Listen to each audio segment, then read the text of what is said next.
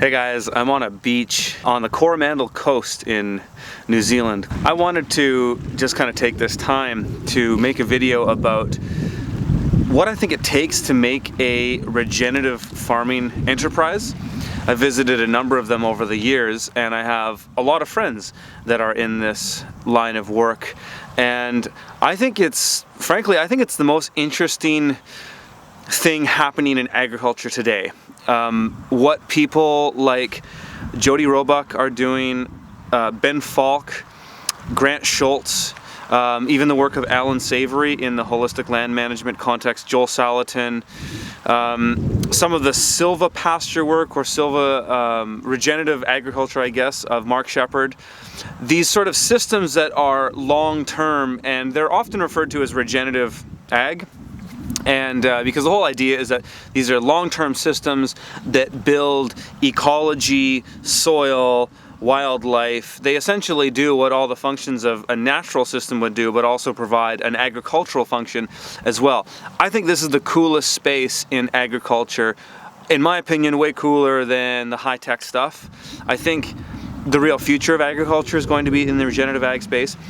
But one of the challenges of the regenerative ag space is that the systems are long-term and they don't often provide an immediate form of cash flow, which can be a challenge for any type of business, right? So I wanted to just talk about what I think are primarily one way to make these businesses profitable in the short term. I think in the long term, the business by their nature will be profitable, but I also want to discuss some of the risks that I think there are associated with them. So first of all, let me talk about some of the risks. So the risk of a regenerative farm in the sense of some of the people that I mentioned, and I'll have their links below. I'll just put their names in there and you can just search them on Google. The ones of them that I have websites, I'll point to them as well. But some of the risks involved in this form of enterprise is that, like I said, first of all, is there's no immediate cash flow. You know, if you're planting long-term perennial crops or you're even raising animals, there is quite a period of time before you get a payoff. So in the case of perennial crops, one of the big challenges there, besides the time that they take to harvest, is that they're hard to scale. Because let's say you want to grow honeyberry, which is or hascap. It's a new berry that a lot of farmers are growing, and it's becoming more popular. Say you want to grow that berry. Say you're thinking about planting an acre. Well, how do you know how much the market will bear? You know, how do you gauge how much people are going to buy that berry? It's not like something like lettuce. Like say with lettuce, you can start 100 square feet of it, and then you can see what the market demands, and then you can scale it up. You can just plant more every week and scale it up really quickly. Whereas berries, you can't do that. You can't just plant more and then expect to see a return on that in any time soon. So it's hard to scale, and the risk of it is that once you have the crop, you know, perennial crops are often available all at once. And I know there's certainly some that aren't, but for the most part, crops like berries and soft fruit and just fruits in general, unless you're in the tropics, they fruit at one time and they're all ready at once. So if you don't have a market for all that fruit, well then what do you do with it? It's hard to move, and that's risky as a business person, because if you have spoilage and you have all this crop you can't sell, that means you're selling it at the bottom of the barrel of a price point, which means you're probably losing money. And if you're not selling it, you're really losing money, because a crop takes work and inputs to get in the ground, get it to fruition, and then harvest it and then pack it and get it to market, refrigerate it and all those types of things as well, transport it. You have all these costs, and so if you don't sell that crop, you're out of a lot of money. So those are some of the risks involved there. You know, another one would be, let's say animals is you buy a bunch of animals, and the risks with animals is the same thing as the time. Also moving the product in the same sense. When you know, with animals it's a bit different, because you can, if you're slaughtering animals or you're milking animals, you know, you can do that in stages to some degree. But one of the biggest risks with animals today, especially in the modern world we live in, is that they're incredibly regulated. In most countries that I've visited, and all over the United States, to butcher animals is an incredibly tricky and logistical thing to do, and sometimes you have to move to another place to do it, or there's mobile abattoirs and stuff like that now, but there's some serious challenges with it.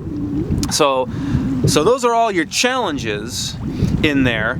And now I want to talk about what I think is one solution, and I'm sure there's many more. This has been a journey for me. I've visited hundreds of farms over the last 6 years, traveling to about 5 different countries in the world, and I've seen all kinds of problems. I've been consulting all over the world as well. And so this is just one solution that I see, and I'm sure there's many more. I think the main solution to make these businesses profitable is you need to have some kind of cash flow, fast cash flow thing stacked into it immediately.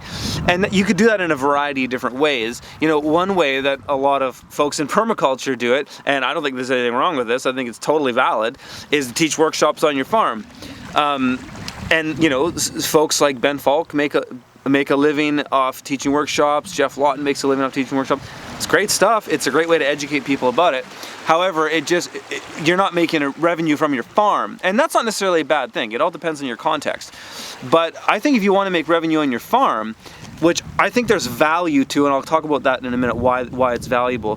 First of all, well, I'll talk about why in another way it's valuable. But obviously, if you can have some kind of cash flow from your farm, like growing something, obviously you get money for that pays the bills right away. So this allows you to say let's use a market garden for example.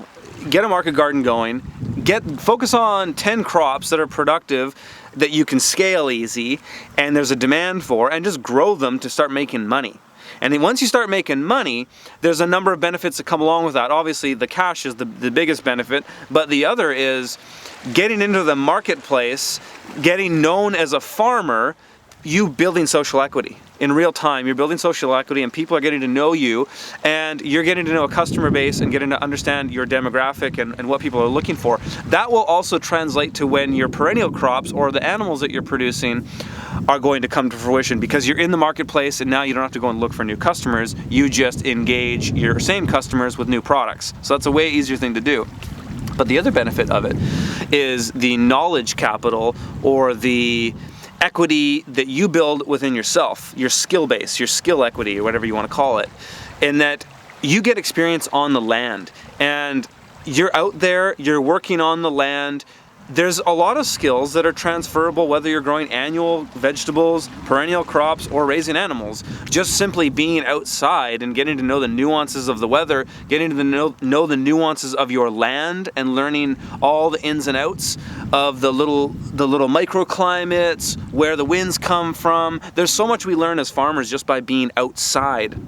And so much of that's going to translate to your operation in the long term. So I really think that's what it comes down to, is get some kind of cash flow going on your farm immediately, and then use that cash flow to recapitalize the operation and grow it as you see fit. So one example, if you've been watching my videos lately, when I spent a week in Taranaki in New Zealand, I was working with Jody Roebuck, and Jody is actually doing that now. His farm hasn't been the most profitable farm in recent years, and he's looked at the work of myself and Jean-Martin Fortier and said, hey, we should just get a market garden going so we can cash flow the business and then upgrade all these things as that revenue comes in, because then at least you're working as a farmer.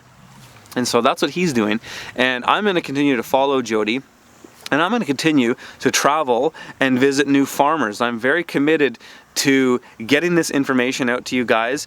And I want to say, because sometimes I get a lot of comments, as I'm learning as I go, you guys, I'm figuring this stuff out as I go. I'm just not afraid to share it.